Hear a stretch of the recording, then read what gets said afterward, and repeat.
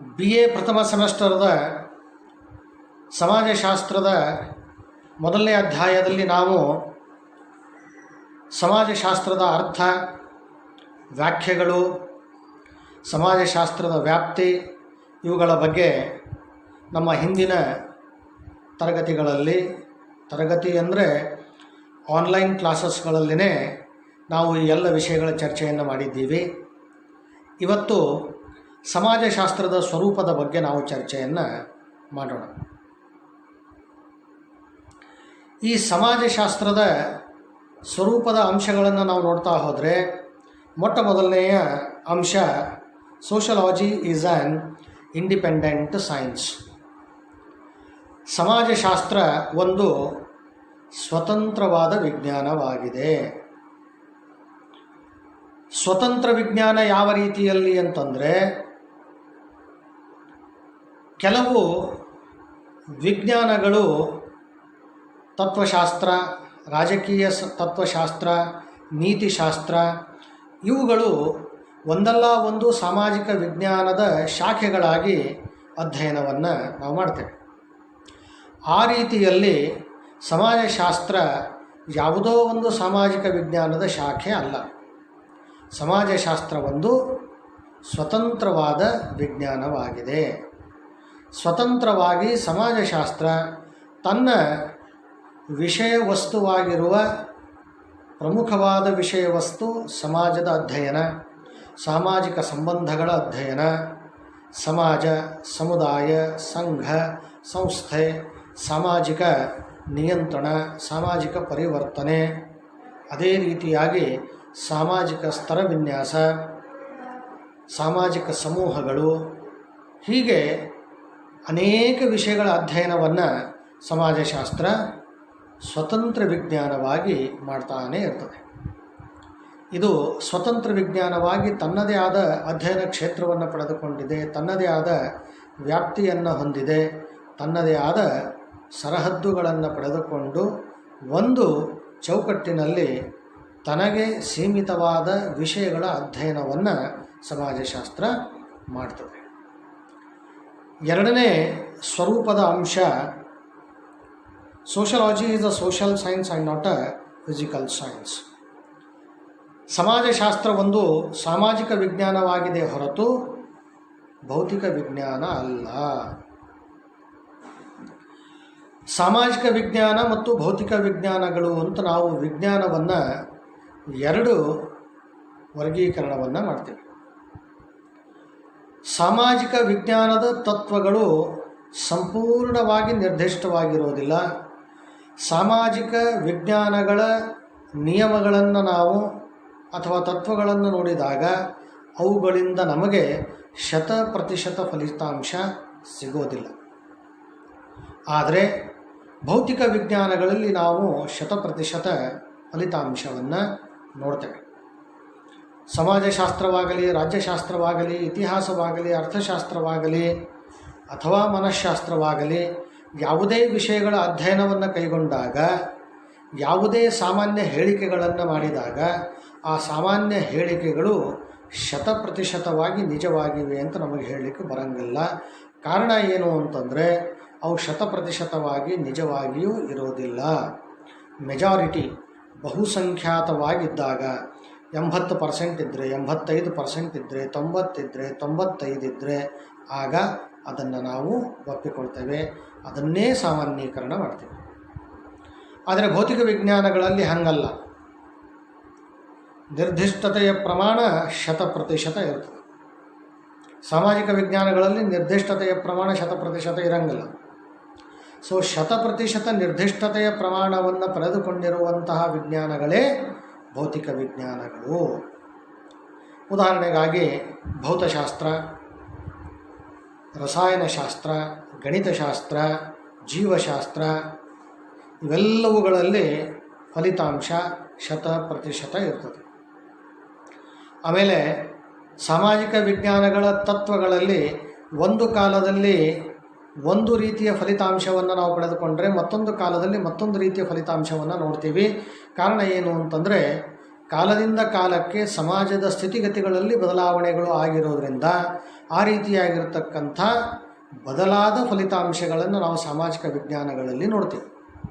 ಆದರೆ ಭೌತಿಕ ವಿಜ್ಞಾನಗಳಲ್ಲಿ ಎಂದಿಗೂ ಕೂಡ ಅಲ್ಲಿ ಸ್ಥಾಪಿತವಾಗಿರುವಂತಹ ತತ್ವಗಳು ನಿರ್ದಿಷ್ಟವಾಗಿಯೇ ಇರ್ತವೆ. ಯಾವುದೇ ಕಾಲ ಇರಲಿ, ಯಾವುದೇ ಹಂತ ಇರಲಿ, ಯಾವುದೇ ಸಮಾಜ ಇರಲಿ, ನಾವು ಎಲ್ಲಿಯೇ ಆ ಒಂದು ಪ್ರಯೋಗವನ್ನು ಕೈಗೊಳ್ಳಲಿ ನಮಗೆ ಅದೇ ರಿಸಲ್ಟ್ ಬರ್ತದೆ. ನ್ಯೂಟನ್ನನ ಗ್ರಾವಿಟೇಷನಲ್ ಥಿಯರಿಯನ್ನು ನಾವು ತೆಗೆದುಕೊಂಡ್ರೆ ಆತ ಹೇಳಿರ್ತಕ್ಕಂಥ ಗುರುತ್ವಾಕರ್ಷಣ ಸಿದ್ಧಾಂತದ ಪ್ರಕಾರ ಭೂಮಿ ಅಪಾರವಾದ ಗುರುತ್ವಾಕರ್ಷಣ ಶಕ್ತಿಯನ್ನು ಪಡೆದುಕೊಂಡಿದೆ. ಈ ಅಪಾರವಾದ ಗುರುತ್ವಾಕರ್ಷಣ ಶಕ್ತಿಯನ್ನು ಪಡೆದುಕೊಂಡಿರುವಂತಹ ಭೂಮಿ ಇದು ಕಂಡುಹಿಡಿದದ್ದು ಹೇಗೆ ಅಂತಂದರೆ, ಆತ ಸೇಬಿನ ಗಿಡದ ಕೆಳಗೆ ಮಲಗಿಕೊಂಡಾಗ ಸೇಬು ಗಿಡದಿಂದ ನೆಲಕ್ಕೆ ಬಿತ್ತು. ಅವತ್ತಿನ ದಿವಸನೇ ಸೇಬು ಗಿಡದಿಂದ ನೆಲಕ್ಕೆ ಬಿತ್ತು ಅಂತಲ್ಲ, ನ್ಯೂಟನ್ ನೋಡೋದಕ್ಕಿಂತಲ ಮುಂಚಿತವಾಗಿಯೂ ಕೂಡ ಅನೇಕ ಸಂದರ್ಭಗಳಲ್ಲಿ ಅನೇಕ ಗಿಡದಲ್ಲಿರುವಂತಹ ಹಣ್ಣುಗಳು ಹೂವುಗಳು ನೆಲಕ್ಕೇನೆ ಬೀಳ್ತಿದ್ದವು. ಆದರೆ ನ್ಯೂಟನ್ನು ನೆಲಕ್ಕೆ ಈ ಸೇಬು ಹಣ್ಣು ಯಾಕೆ ಬಿತ್ತು ಅನ್ನೋದ್ರ ಬಗ್ಗೆ ವಿಚಾರ ಮಾಡಲಿಕ್ಕೆ ಶುರು ಮಾಡ್ದ, ಪ್ರಯೋಗಗಳನ್ನು ಮಾಡಲಿಕ್ಕೆ ಶುರು ಮಾಡ್ದ. ಆತ ಕಂಡುಹಿಡಿದ ಭೂಮಿಯಲ್ಲಿರುವಂತಹ ಅಪಾರವಾದ ಗುರುತ್ವಾಕರ್ಷಣ ಶಕ್ತಿಯಿಂದಾಗಿಯೇ ನಾನು ಯಾವ ಗಿಡದ ಕೆಳಗೆ ಮಲಗಿಕೊಂಡಿದ್ನೋ ಆ ಗಿಡದಿಂದ ಸೇಬು ಕೆಳಕ್ಕೆ ಬಿತ್ತು ಅಂತ. ಈಗ ನಾವು ಏನೇ ವಸ್ತುಗಳನ್ನು ಮೇಲಕ್ಕೆ ಹಾರಿಸಲಿ ಅದು ಕೆಳಗೇನೆ ಬರ್ತದೆ, ಮ್ಯಾಲೇ ಎಲ್ಲೋ ಹೋಯ್ತು ಅಂತಿಲ್ಲ. ಎಷ್ಟೋ ವರ್ಷಗಳ ಹಿಂದೆ ಮಾಡಿದಾಗ ಬರ್ತಿದ್ದಿಲ್ಲ ಅಂತಿಲ್ಲ, ಈಗ ಬರಲಿಗತ್ತದ ಅಂತಲ್ಲ, ಆಗನೂ ಬರ್ತಿತ್ತು ಈಗನೂ ಬರ್ತದೆ. ಸೊ ಈ ರೀತಿ 100% ಫಲಿತಾಂಶಗಳು ಭೌತಿಕ ವಿಜ್ಞಾನಗಳಲ್ಲಿ ನೋಡ್ತೀವಿ. ಆದರೆ ಸಾಮಾಜಿಕ ವಿಜ್ಞಾನಗಳಿಗೆ 100% ಫಲಿತಾಂಶಗಳು ನಾವು ನೋಡಂಗಿಲ್ಲ. ಮೂರನೇ ಸಮಾಜಶಾಸ್ತ್ರದ ಸ್ವರೂಪದ ಅಂಶ, ಸಮಾಜಶಾಸ್ತ್ರ sociology is a categorical science. ಸಮಾಜಶಾಸ್ತ್ರ ನಿರ್ದಿಷ್ಟವಾಗಿ ಸ್ಥಿತಿ ಏನಿದೆ ಅನ್ನೋದರ ಬಗ್ಗೆ ಮಾತ್ರ ಅಧ್ಯಯನವನ್ನು ಮಾಡ್ತದೆ. ವಾಟ್ ಇಟ್ ಈಸ್, ಇಲ್ಲಿ ಯಾವ ತರಹದ ಪರಿಸ್ಥಿತಿಗಳಿವೆ ಅನ್ನೋದರ ಬಗ್ಗೆ ಅಧ್ಯಯನ ಮಾಡೋದೇ ಸಮಾಜಶಾಸ್ತ್ರದ ಗುರಿಯಾಗಿದೆ ವಿನಃ ಇಲ್ಲಿ ಪರಿಸ್ಥಿತಿ ಒಳ್ಳೆಯವಿದ್ದರೆ ಒಳ್ಳೆಯದಾಗ್ತದೆ, ಕೆಟ್ಟದ್ದಿದ್ದರೆ ಕೆಟ್ಟದಾಗ್ತದೆ ಅನ್ನೋದನ್ನು ಸಮಾಜಶಾಸ್ತ್ರ ಹೇಳುವಂತಹ ಕೆಲಸವನ್ನು, ಸೂಚನೆ ಮಾಡುವಂತಹ ಕೆಲಸವನ್ನು ಮಾಡಂಗಿಲ್ಲ. ಆದರೆ ಅಧ್ಯಯನ ಮಾಡ್ತದೆ, ಖಂಡಿತವಾಗಿಯೂ ಸಹಿತ ಅಧ್ಯಯನವನ್ನು ಮಾಡ್ತದೆ. ಅಧ್ಯಯನವನ್ನು ಮಾಡಿ ವಿಷಯದ ಪ್ರಸ್ತುತತೆಯನ್ನು ಮಾಡ್ತದೆ. ಕುಟುಂಬದ ಉದಾಹರಣೆಯನ್ನು ನಾವು ತೆಗೆದುಕೊಂಡರೆ, ಕುಟುಂಬಗಳಲ್ಲಿ ವಿವಾಹಗಳು ಆಗ್ತವೆ. ಈ ಕುಟುಂಬ ಅನ್ನೋ ಸಂಸ್ಥೆಯಲ್ಲಿ ಇತ್ತೀಚೆಗೆ ಅನೇಕ ರೀತಿಯ ಪರಿವರ್ತನೆಗಳು ಉಂಟಾಗಿ ವಿವಾಹ ಅನ್ನೋ ಸಂಸ್ಥೆಯಲ್ಲೂ ಕೂಡ ಅಗಾಧವಾದ ಪರಿವರ್ತನೆಗಳು ಆಗಿವೆ.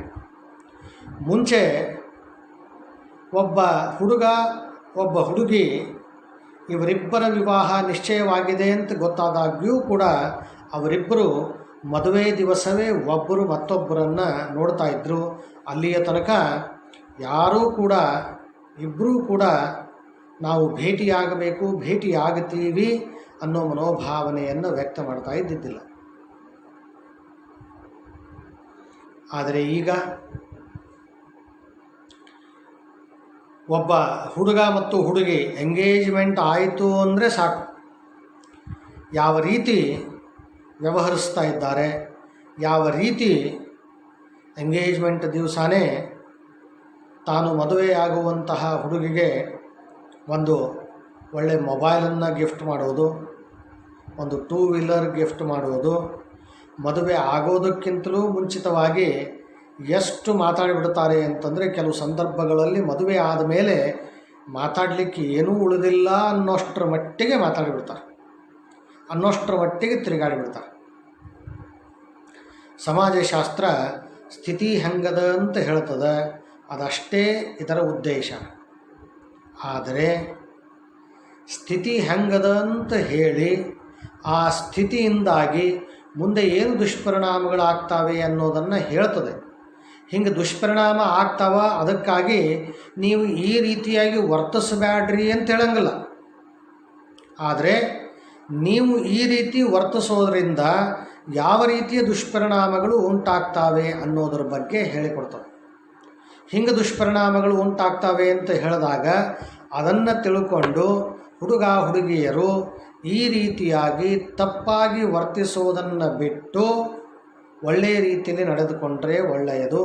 ಅದೇ ರೀತಿಯಾಗಿ ತಪ್ಪಾಗಿ ವರ್ತಿಸೋದನ್ನೇ ಮುಂದುವರಿಸಿದರೆ, ಆ ರೀತಿಯಾಗಿ ಮುಂದುವರೆಸಿ ವಿವಾಹವಾಗಿ 1 ವರ್ಷ 6 ತಿಂಗಳು 2 ವರ್ಷ ಮ್ಯಾಕ್ಸಿಮಮ್ ಆಗಿ 5 ವರ್ಷದ ಒಳಗಡೆ ತಾವು ತಮ್ಮ ವೈವಾಹಿಕ ಸಂಬಂಧವನ್ನು ಕಳೆದುಕೊಂಡಿರುವಂತಹ ಅನೇಕ ಉದಾಹರಣೆಗಳು ನಮಗೆ ಇವತ್ತು ಸಮಾಜದಲ್ಲಿ ಸಿಗ್ತಾ ಇವೆ.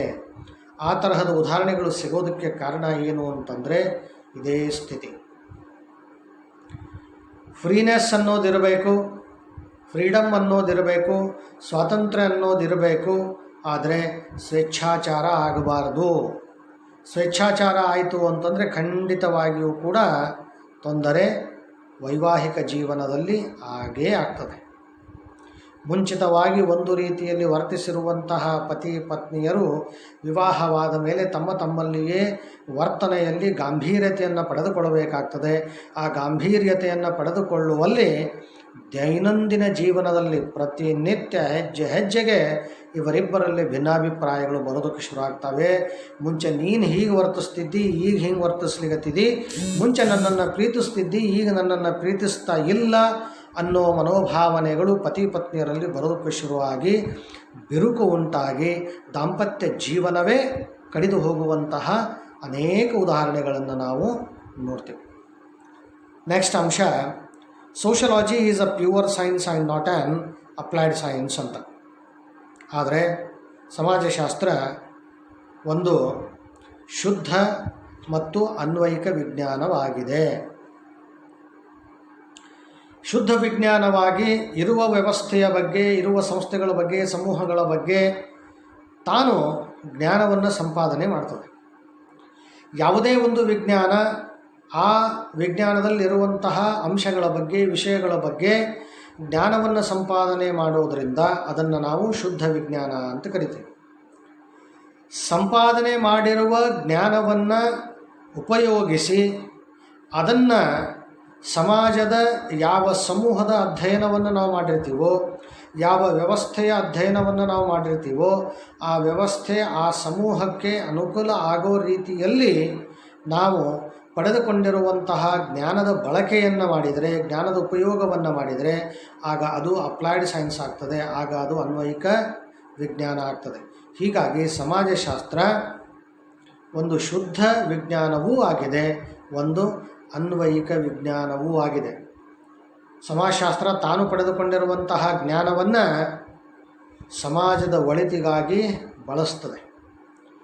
ಈ ರೀತಿಯಾಗಿ ನಾವು ಕ್ರಮಗಳನ್ನು ತೆಗೆದುಕೊಂಡ್ರೆ ಸಮಾಜದ ಒಳಿತಾಗೋದಕ್ಕೆ ಸಾಧ್ಯ ಇದೆ, ಸಮಾಜದಲ್ಲಿರ್ತಕ್ಕಂಥ ವ್ಯವಸ್ಥೆಗಳ ಒಳಿತಾಗೋದಕ್ಕೆ ಸಾಧ್ಯ ಇದೆ ಅನ್ನೋದನ್ನು ಸಮಾಜಶಾಸ್ತ್ರ ಹೇಳಿದಾಗ, ಆ ಸೂಚನೆಗಳನ್ನು ಒಪ್ಪಿಕೊಂಡು ಜನರು ಅವುಗಳನ್ನು ಪರಿಪಾಲನೆ ಮಾಡಿದಾಗ ಖಂಡಿತವಾಗಿಯೂ ಕೂಡ ಅಲ್ಲಿ ಏಳಿಗೆ ಅಭಿವೃದ್ಧಿಯನ್ನು ನಾವು ಕಾಣ್ತೇವೆ. 5ನೇದ್ದು, sociology is relatively an abstract science. ಸಮಾಜಶಾಸ್ತ್ರ ಹೆಚ್ಚು ಕಡಿಮೆ ಒಂದು ಅಮೂರ್ತ ವಿಜ್ಞಾನವಾಗಿದೆ ಅಂತ ಹೇಳಿದ್ದಾರೆ. ಅಮೂರ್ತ ಅಂದರೆ, ಮೂರ್ತ ಅಂದರೆ ಕಣ್ಣಿಗೆ ಕಾಣಿಸೋದು, ಅಮೂರ್ತ ಅಂತಂದರೆ ಕಣ್ಣಿಗೆ ಕಾಣಿಸದೇ ಇರೋದು ಅಂತ ಅರ್ಥ. ಆದರೆ ಇಲ್ಲಿ ಅಮೂರ್ತ ಅಂತಂದಾಗ ಯಾವ ಅರ್ಥದಲ್ಲಿ ಅಂತಂದರೆ, ಸಮಾಜಶಾಸ್ತ್ರ ಅನೇಕ ವಿಷಯಗಳ ಅಧ್ಯಯನವನ್ನು ಮಾಡ್ತದೆ. ಅದರಲ್ಲಿ ಯುದ್ಧಗಳು ಮತ್ತು ಕ್ರಾಂತಿಗಳು ಇವುಗಳ ಅಧ್ಯಯನವನ್ನು ಮಾಡ್ತದೆ. ಇವುಗಳ ಅಧ್ಯಯನ ಇದು ಯಾವ ರೀತಿಯಲ್ಲಿ ಮಾಡ್ತದೆ ಅಂತಂದರೆ, ತಾನು ತಟಸ್ಥವಾಗಿ ಯುದ್ಧಗಳು ಆಗೋದಕ್ಕೆ ಕಾರಣಗಳು ಏನು, ಯುದ್ಧಗಳು ಆಗೋದರಿಂದ ಯಾವ ರೀತಿಯ ಭೀಕರ ಪರಿಣಾಮ ಸಮಾಜದ ಮೇಲೆ ಆಗ್ತದೆ, ಯುದ್ಧದಿಂದಾಗಿ ಸಮಾಜದ ಜನರು ಆಮೇಲೆ ಸಮಾಜದಲ್ಲಿರ್ತಕ್ಕಂಥ ವ್ಯವಸ್ಥೆಗಳು ಎಷ್ಟು ವರ್ಷಗಳವರೆಗೆ ಸಮಸ್ಯೆಗಳನ್ನು ಎದುರಿಸಬೇಕಾಗ್ತದೆ ಅನ್ನೋದ್ರ ಬಗ್ಗೆ ಹೇಳೋದಷ್ಟೇ ಅಲ್ಲ, ಯುದ್ಧಗಳನ್ನು ನಾವು ತಡೆಗಟ್ಟಬೇಕಾದರೆ ಯಾವ ರೀತಿಯಾಗಿರ್ತಕ್ಕಂಥ ಕ್ರಮಗಳನ್ನು ತೆಗೆದುಕೊಳ್ಳಬೇಕು ಅನ್ನೋದು ಹೇಳ್ತದೆ. ಒಂದು ವೇಳೆ ಅನಿವಾರ್ಯವಾಗಿ ಯುದ್ಧಗಳು ಆಗಿಬಿಟ್ರೆ ಆ ಯುದ್ಧಗಳ ಏನೇನು ದುಷ್ಪರಿಣಾಮಗಳು ಅನ್ನೋದ್ರ ಬಗ್ಗೆಯೂ ಸಹಿತ ನಮಗೆ ತಿಳಿಸಿಕೊಡ್ತದೆ ಸಮಾಜಶಾಸ್ತ್ರ. ಸೊ ಅಬ್ಸ್ಟ್ರಾಕ್ಟ್ ಅಮೂರ್ತ ಅಂತಂದರೆ ಈ ರೀತಿಯಲ್ಲಿ ವಿಶೇಷವಾಗಿ ಕೆಲವು ಯುದ್ಧಗಳು ಅವುಗಳ ಬಗ್ಗೆ ಅಧ್ಯಯನವನ್ನು ಸಮಾಜಶಾಸ್ತ್ರ ಮಾಡೋಂಗಿಲ್ಲ.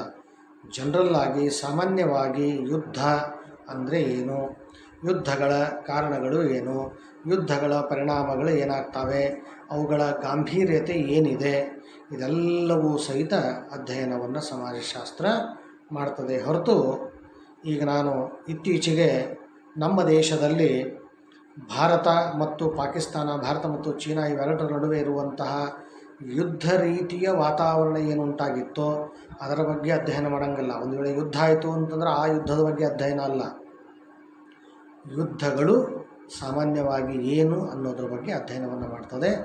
ಆ ದಿಶೆಯಲ್ಲಿ ಅಮೂರ್ತತೆಯನ್ನು ಪಡೆದುಕೊಂಡಿದೆ, ಇದು ಕಾಂಕ್ರೀಟ್ ಆಗಿಲ್ಲ ಅಂತ ಹೇಳ್ತಾ ಇದ್ದಾರೆ.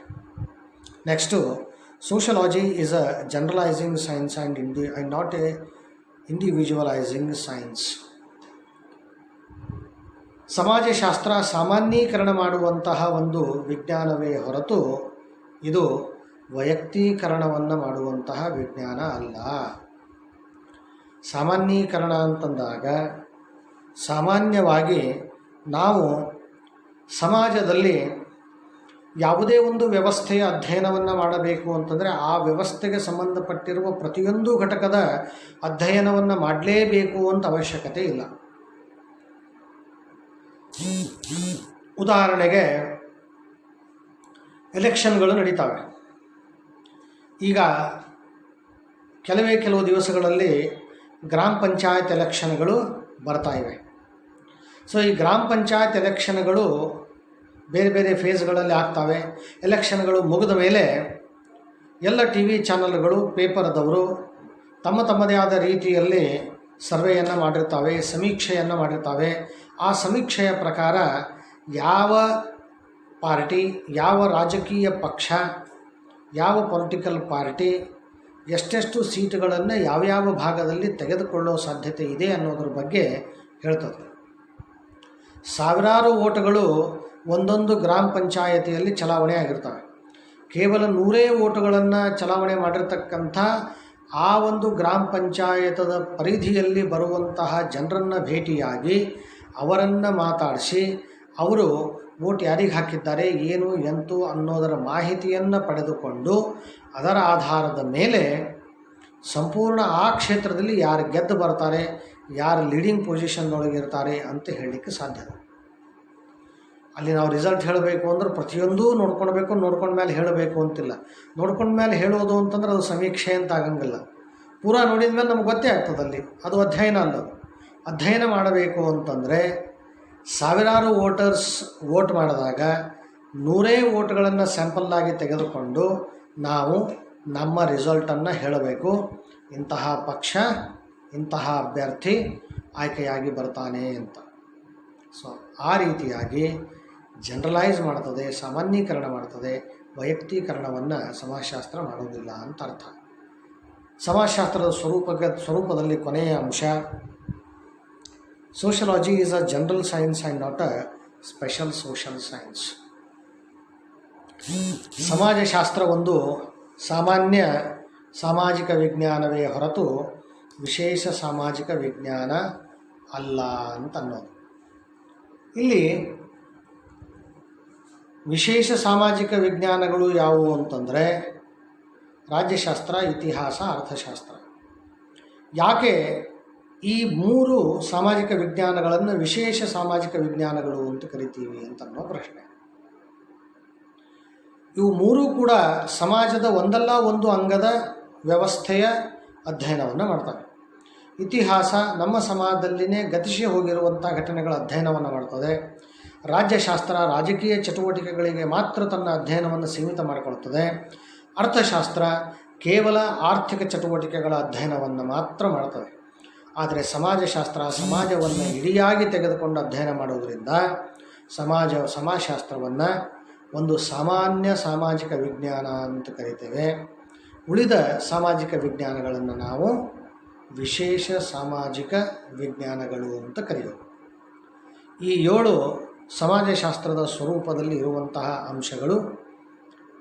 ಈಗಾಗಲೇ ನಾನು ಹೇಳಿರ್ತಕ್ಕಂಥ ಈ 7 ಅಂಶಗಳಲ್ಲಿ ಯಾವುದಾದ್ರೂ ಒಂದು ಅಂಶ ನಿಮಗೆ ತಿಳಿದಿದ್ದಿಲ್ಲ ಅಂತಂದರೆ, ಏನಾದರೂ ಸಂದೇಹಗಳಿದ್ದರೆ ಅವುಗಳನ್ನು ಫೋನ್ ಮುಖಾಂತರ ಬಗೆಹರಿಸಿಕೊಳ್ಳಿ. ಧನ್ಯವಾದ.